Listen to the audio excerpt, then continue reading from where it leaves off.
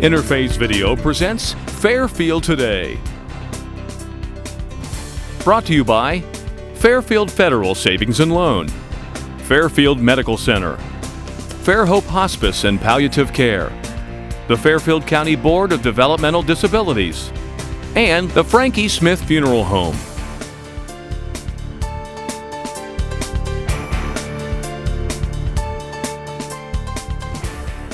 Hello friends, and welcome to Fairfield Today. I'm your host, Paul Jasson. Thank you for joining us. We're back here in the lobby downtown of the Fairfield Federal. Pleasure to be back here after, again, several weeks ago we were downtown with the Lancaster Festival and had the zoo in, so we had some fun things going on for several weeks, and now we're back kind of in the regular rotation of things. And it's a pleasure to have with us as our first guest on today's show. Gosh, it's been 20 plus years, I guess, since we've known each other. Our sheriff of Fairfield County, Dave Phelan, thank you for joining us. Paul, thank you for having me. Sure. Is it 19 years now? 19 years. 19 right years as the Fairfield County Sheriff, and time flies. I mean, another year, and we'll call it a career as far as being the sheriff. And at the end of 2020, which is year 16 months away, let's say, that'll be 20 years as a Fairfield County Sheriff. Yes. But what, 50 years in law enforcement? 50 years in law enforcement. I actually started in March of 1970 with the Metropolitan Police Department in Washington, D.C. Wow. And so I've been very blessed. I tell people this, and I don't know that they always believe me, but it's the honest truth. I cannot think of a day that I didn't look forward to going to work. It's been a wonderful career. I've gotten to do a lot of different things in law enforcement, administrative. I've worked covert operations in Columbus for many years, and certainly it's been a wonderful 20 years, and I'm humbled that the citizens have reelected me to be the sheriff here in Fairfield County. It's been a wonderful experience and met a lot of great people, and but everything has a season. Sure. It's time probably, and your lovely wife Loretta will be glad to get you home to spend a little time with the honey-do list. She really is. And the other thing, we're going to do some traveling, and I think sometimes that you get a certain age, you have a window of time, and so my window of time might be 10 years, and so it's time, but certainly I'm mixed emotions about it. Sure. Because I do love the job, love the people, but again, I think this is probably the right time for me. Well, you came in to be our Fairfield County Sheriff 19 years ago. At that point, it was a difficult time. There were some transition moments going on. You were asked to come in and be appointed, and then ran, and again had a successful 19 years as our sheriff. But I think early on, your job was to restore, again, perhaps some self-confidence, some values that you hold in your life strong, and to get those back in and let the citizens of Fairfield County know that the Fairfield County Sheriff's Office is back and you're going to do a good job. Right, and so we had to regain public trust. Yes. And what I found early on is the line deputies, the men and women that work in the sheriff's office, primarily did a good job, and there was some issues with the leadership. And so we did a lot of different things. We made sure that we had, first of all, our hiring practices were good. We made sure we did polygraphs and good background, and to hire the very best we could. And then do a lot of supervisory training. And the big thing, and people don't always see this as an important thing, but it is so important to make sure that you have good policies and procedures, directives. So we looked at a lot of different, we brought some things from Columbus because I was a lieutenant with the Columbus Police Department before I became the sheriff here. So we brought a lot of the pursuit policies, what do you do in the police involved shooting, how do you handle certain calls. So we wanted to make sure that we had good policies and procedures, good supervision, and above all that we hire the best people we can. And so I think those three things, and I've had terrific help over the years. My chief deputy, Alex Late, has been really phenomenal to work with over the years and kind of helped us along the way. So, but today, I honestly think we probably have one of the better sheriff's offices in the state. We did a social media poll a couple months ago, and we found that about 91% of the citizens that responded are satisfied with the service they get from the sheriff's Pretty office. high. It was very high, and so we're proud of that. And I give all the credit to the men and women of the sheriff's office. Well, and I can honestly say that in your arc, if you look at the end of next year, assuming you don't have a big falling out in this next year, let's go with that it'll be a good year. We'll have a good year. But that 20 years, you'll leave it better than when you came in. And I guess that's the mark of something that was intentional. That's what you wanted to do. Yes, that's always the intent, no matter wherever you work or whatever you do, to leave it better than when you came in. And I think we succeeded. Well, one of the things as we look at that 20-year run here at the Fairfield County Sheriff's Office, 20 years ago, I'm sure you never would have expected to see this opioid crisis the way it is now, the way it has grabbed our county, the way it has grabbed every county, every city. You can't watch a news show on TV now with not at least one show, one segment about something about that. There are so many things that occur because of that, and there's a lot going on in the opioid community here in your office, like every office battles it every day. Well, absolutely. And you know, when I think about the problems that we have, it always falls into three categories. Prevention, making sure that we educate the next generation about these drugs, just like they did when we were younger. A lot of people smoked. But today, most people don't smoke because they've been educated about how bad it is through TV ads, through a host of different strategies over the years. But I think to let these junior high students, elementary school students, know that this is a very dangerous path to go down. So education. And then number two is enforcement, making sure as law enforcement that we do our dead level best to put these people in the penitentiary that are bringing drugs into our community. And then the third is assist, help to get into some kind of treatment. Things like Loretta's ministry, Grace Haven, the place for girls when they get out of jail, they have a place to go. Making sure that they have the proper treatment and those treatments are available. So I think, you know, we're certainly going in the right direction. We early on formed the Major Crimes Unit, and they've been phenomenal in what they've done under Dennis Lowe's leadership. Pretty busy. They do a great job, and so I think we're holding our own. I wish I could say it was everything was good. It's not always good, but I do believe that we're heading in the right direction, and I do believe we're better today than we were even 24 months ago. Well, that's probably was going to be a nice segue into my next question. Is this war winnable? Now, you think you're making some headway, you're making an impact. And you're talking about grade school, junior high kids. Hard to believe we even have to think about but that's when you have to get a hold of people like that. But we're making progress. So you think we're headed in the right direction? I think so. I think that it's still very problematic, but I think there's so much awareness today that we didn't have when I became sheriff or even 10 years ago. I think most of the citizenry in our county are very much aware of the problems. I think the school systems and the community's aware of it. And so again, you know, I use the example of the cigarette, how prevalent that was 50 years ago, 60 years ago. It's not that way today. And so I think the most important is to make sure that we educate our kids about this, and so they're not subject to the things that have happened to prior generations. Because once people get addicted, especially on the opioids, it's a very difficult addiction to break. There's no doubt about that. And it can be, you know, there's many success stories, but tragically, there's a disproportionate number of people that never get well. And it results in overdose deaths and ruined lives. And I know you obviously are aware of many cases, but I know there are instances where you do things in the course of the weekend. You might have contact with a person a couple times on the weekend, and it always doesn't have it might have a good outcome one day, but then perhaps the next day, 2 days later, it might not have a good outcome. I mean, this is the way it is. It is so prevalent in our community. Yeah, and the relapse is a lot. It's part of the disease. Loretto started Grace Haven Ministry. It's run by a wonderful lady today, Jackie.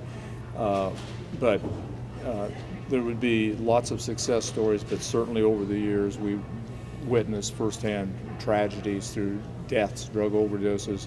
But again, when we go someplace and there's a store and there's somebody there went through Grace Haven, they've got kids and a family today, there are success stories. There's always hope, and certainly we continue to pray for those women that become addicted, and pray for their long-term success beyond the addiction.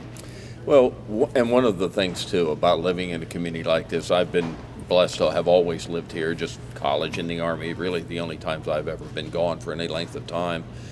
You came down from Columbus, but I'd say one of the things that you've noticed down here now, heading into year 20 of your reign here as Fairfield County Sheriff, is how all the agencies work together. I'm not sure it was always that way in Columbus, and maybe it's better now, maybe it's not. You may or may not be able to speak to that, but down here, whether it's the police, the sheriff's department, the mayor's office, the county commissioners, any of the agencies around here, all the judges, I think of Dave Trimmer and Jim Fields, who've had the drug courts, just speaking on that a little bit, how everybody, it's an effort, everybody's pulling together to try to get through this. That is no overstatement. And the relationship that the sheriff's office has with all the other law enforcement communities is phenomenal. We work together around the county. Whether it's Baltimore or Amanda or Pleasantville, we work together. We work very well with the fire service, social services, and I know them all firsthand, and I count most of them, in fact, about all of them, as friends. And so it's amazing how you can call, and it's personal. So if I need Chief Ward on something on the fire thing, we just call, have lunch, and we can take care of a lot of issues. Sure. So I think Fairfield County is very unique in that respect. Yeah. And I'd be remiss if we didn't talk about your well, not brand spanking new office, but golly, it still looks brand new. Behind us here, maybe a half mile down the road on well, I guess the entrance is off Main Street. Is that correct? Is that Lincoln Avenue? Lincoln Avenue. Yeah, so it's not off the back, but I mean, what a marvelous facility down there. One that was so much needed, and one that you continue to grow into this day. Yeah, and I'm appreciative of the county commissioners. Yes. That kind of it was a fight. Push that forward. It was. And it was a fight. We knew we needed a new facility when I became sheriff. And to give you an idea, when I became sheriff 20 years ago, we'd have 100 prisoners, and out of that group, maybe 10 would be females. Today we have 300, and out of that group, there's probably 70 that are females. And so, we've seen this growth. It was very well needed. It's a beautiful facility. It will make a generational impact on our community because we can offer so many services in the current jail we couldn't before. We have a wonderful jail ministry, 12 different churches, about 75 individuals. Nice. Our community watch works out of there. So it's been a sea change in not only in the service we're able to provide, but the morale of our personnel to work in a state-of-the-art facility, a jail that is safe and secure, and we're all together. We were spread out in different locations before, so our communication center is in one office, detective bureau down the hall, patrol in another area. So it's really been remarkable. It's hard to imagine you back on the hill now. And that what we now know was an awfully small facility. When you think about this place down there, it's great. Yeah. Well, you're not done yet. We've still got a ways to go, like 16 months. So we'll get you back on here. But it's been a fun ride being around. Again, I've been fortunate to have known you since you've come on board, and gosh, you've done a great job down here, and the Sheriff's Department is, again, so widely respected within the community of Lancaster and Fairfield County. So, gosh, great job. Paul, thank you for having me. We look forward to our next visit. It's been a pleasure. We'll have him back again. This is Sheriff Dave Phelan. Got 16 months to be our Fairfield County Sheriff, so we're pleased to have him, and we'll get him back on again. We'll be back in a moment and change from sheriffs to Corvettes after this.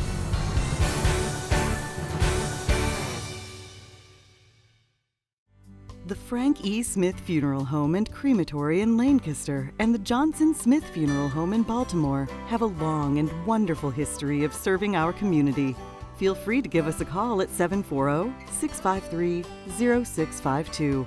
Stop in and see us at either of our 2 locations, 405 North Columbus Street in Lancaster or 207 South Main Street in Baltimore. Respect for tradition, regard for change.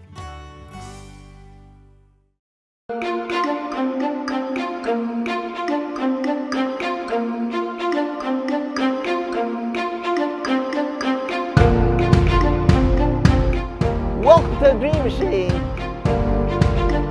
Like to be part of Dream Machine, keep me busy, and it's also important that we do it together as a group, and we plow and plant, and we have lots of produce. We have tomatoes like one here, and gourds, cucumbers, squash, crawfish, beets, microgreens. We also have flower arrangement, and we also sell bags, those tote bags out of animal food bags, and we sell them out in the market, farmers market.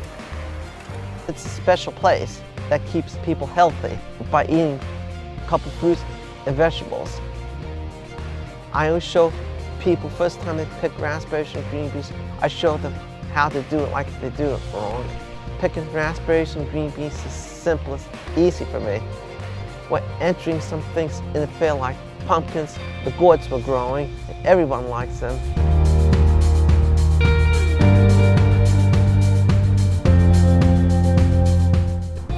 Tasty.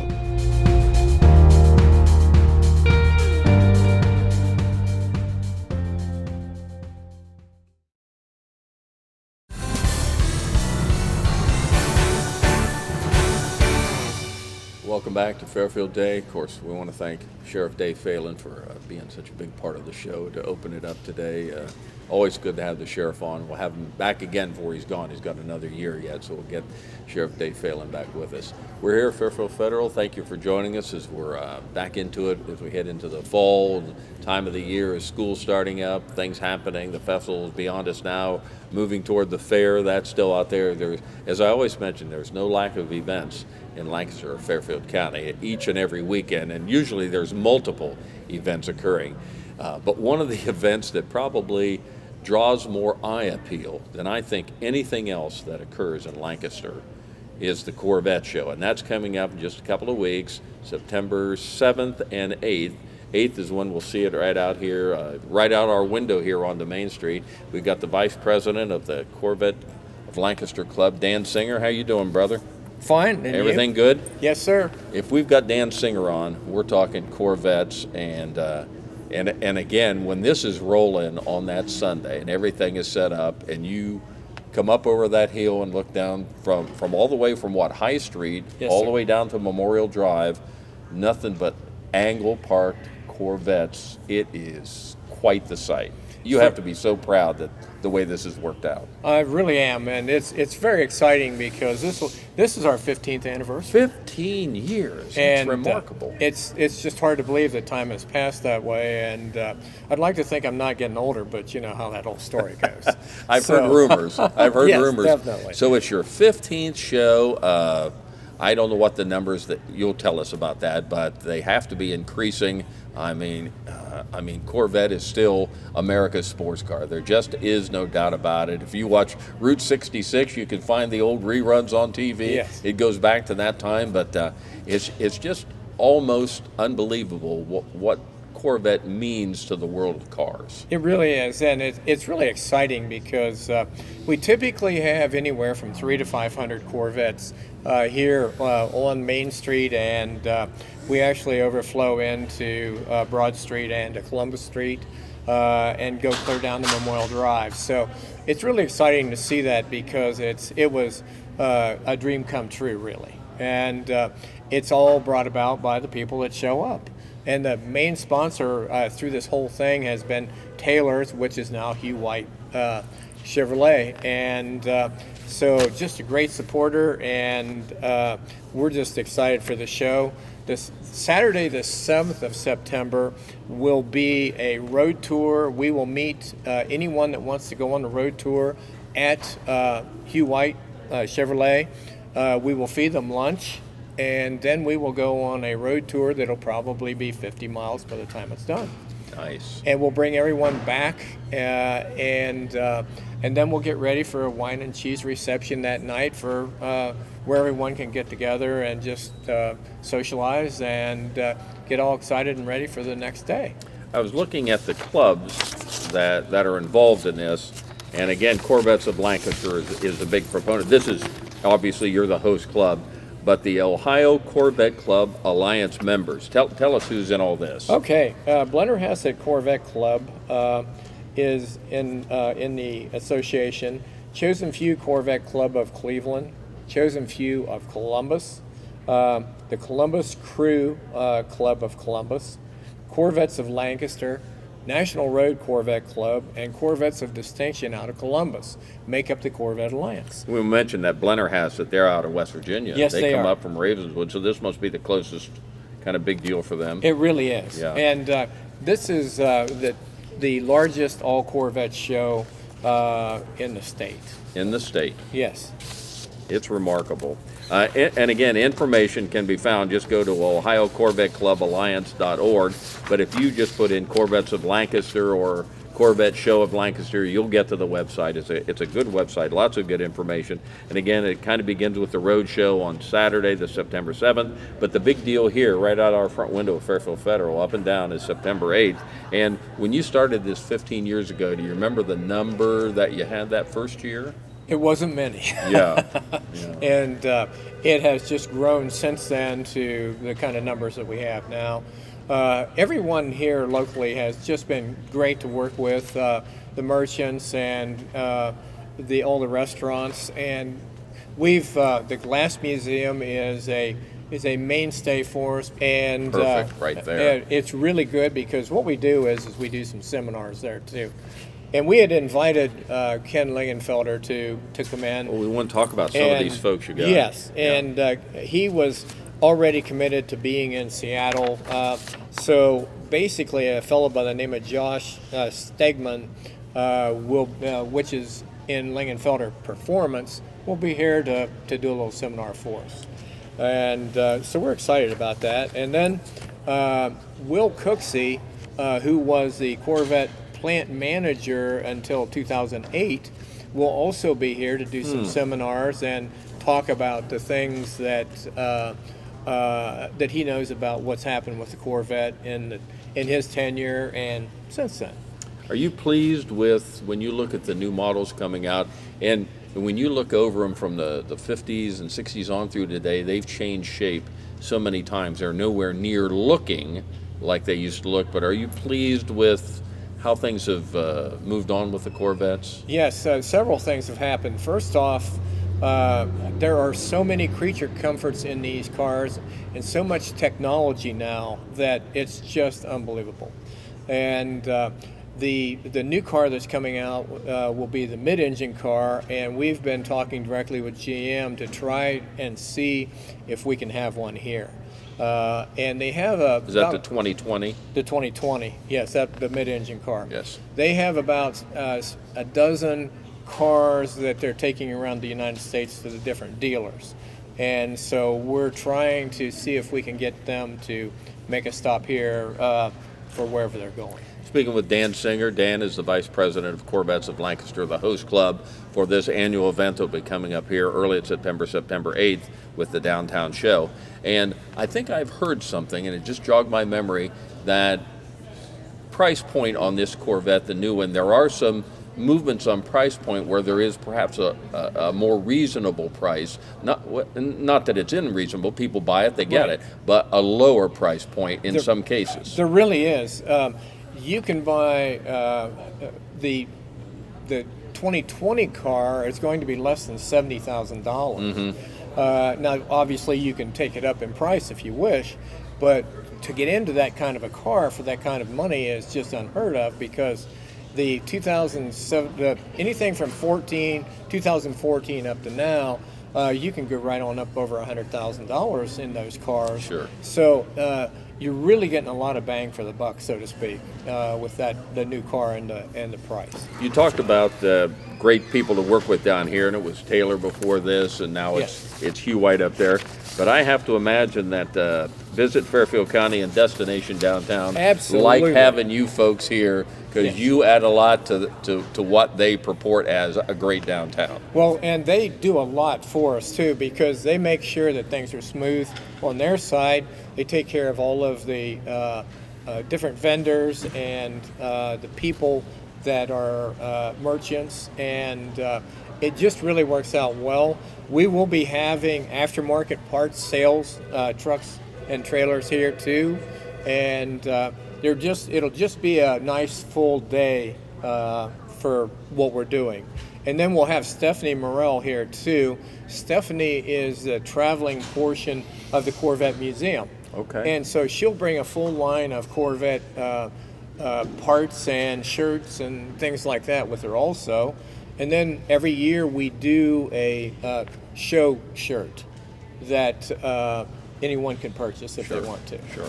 And I think I want to point out too here that their lodging can be an issue, and you have something set up with Holiday Inn Express on that. We do. We have rooms reserved with Holiday Inn Express, and they have been very good to work with us. Sure.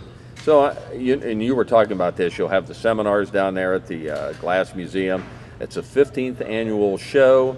Door prizes, silent auctions, 50-50 drawings. Stan the man will be here as a DJ. He always does such a great job. And as you indicated, vendor parts from the national and local Corvettes will be around. Yes. You get to see wonderful downtown. Some of the businesses will be open. You'll have restaurants and the Glass Museum and places that really highlight Lancaster. So it's really just a great day. I can't imagine, and there's probably no way to do it, but I'm sure this is a big boon for the community. Well, I think so too, and it also works out really well, because what we have is we have the cars here, we have the people here, and they want to come back. Sure. So we enjoy that very much. Yeah. Well, it's the 15th annual Ohio Corvette Club Alliance Corvette Gathering. 15 years you've been at this, Dan. Yes, we have. You going to do it 15 more? We'll see. We'll Hopefully. see. Hopefully you can be here for it. It's begins on Saturday, September 7th, but the big show here is the 8th with the show downtown here. People want to get in, find out any more information, the website would be the best place to go. Yes, the website's good. The Corvettes of Lancaster website's good. The Alliance website's good. Or call my office if you want.